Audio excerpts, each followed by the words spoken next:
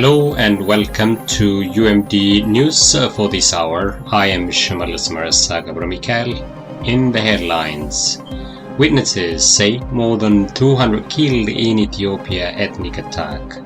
Number are believed to have been increasing.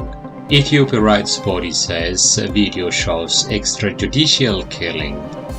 Tigray region urged international community to push Ethiopia provide access to the region. And now we'll move into the news in details. We invite you all to stay with the program. In the meantime, please do not forget to like and share our programs and subscribe to our YouTube channel. This is UMD News with me, Shimelis Gebremichael.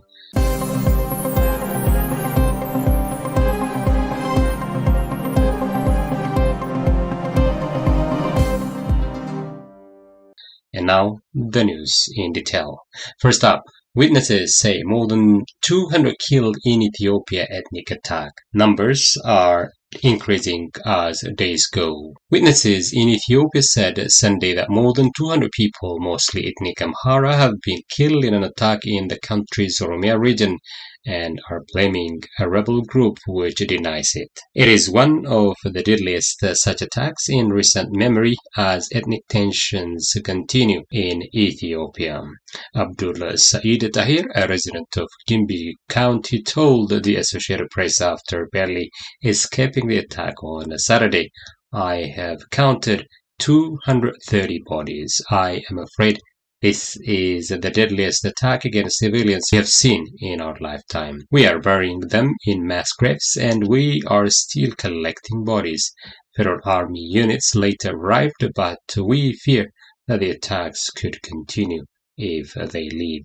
Another witness, who gave only his first name, Shamble, over fears of his safety, said the local Amhara community is now desperately seeking to be relocated somewhere else before another round of mass killings happen.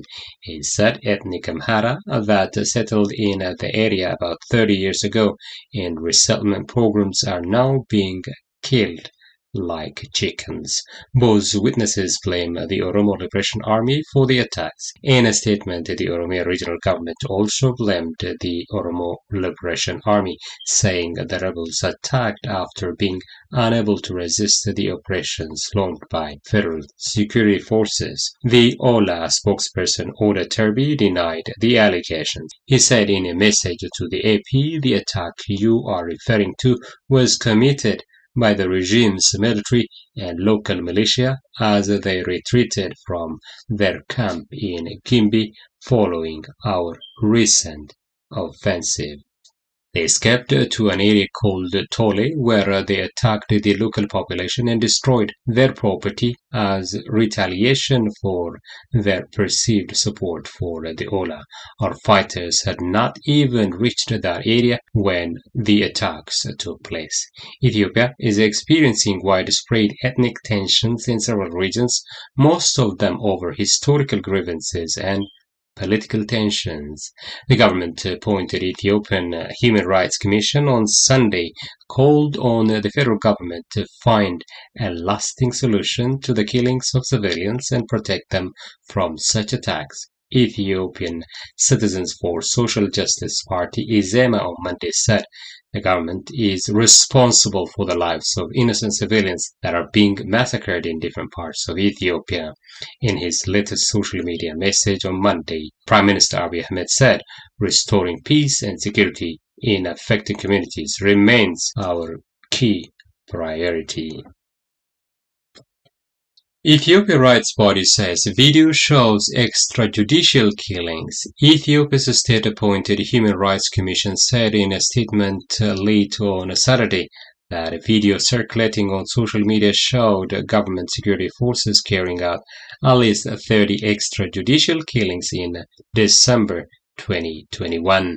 The video, widely shared since Friday, showed a group of men wearing army combat fatigues facing men of trucks parking on a rural roadside and shooting them. The Ethiopian Human Rights Commission said, citing conversations with witnesses, government security forces shot and killed at least 30 people, saying they were members of the Oromo Liberation Front. The Oromo Liberation Army formed an alliance last year with the Tigray People's Liberation Front TPLF, which has been fighting the federal government since November in a war that has killed thousands and displaced millions. Oda Turbi, a spokesperson for the Oromo Liberation Army OLA, did not immediately respond to a request for comment. The EHRC, which said it had geolocated the video to a part of Amhara region called Dewa Chafa Warada, called for a full investigation and said that the killers should be held responsible. The video shows a large group of armed men forcing a smaller group of men off a truck. The men from the truck walk to the side of the road and are shot. Several motionless bodies are visible. Some are shot again, and plumes of dust rise as bullets hit the dry earth. In March, the EHRC called sites in the conflict had committed human rights violations, including extrajudicial killings, which may constitute war crimes and crimes against humanity. And finally, Tigray region urged international community to push Ethiopia provide access to the region. The Tigray External Affairs Office urged the international community to press the Abiy regime to lift the devastating blockade and provide journalists, human rights organizations, and aid agencies, among others, unfettered access to the region.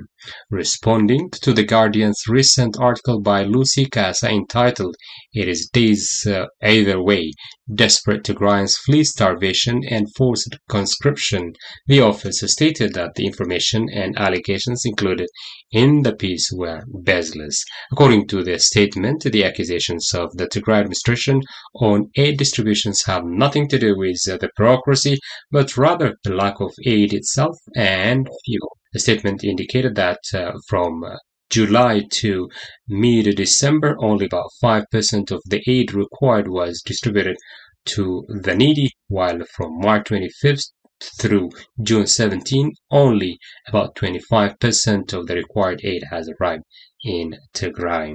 In addition, 45 to 50% of food and non-food items delivered thus far are sitting idle in a warehouse in Mekelle. However, the statement indicated that the article provides no evidence of the gravity of the allegation.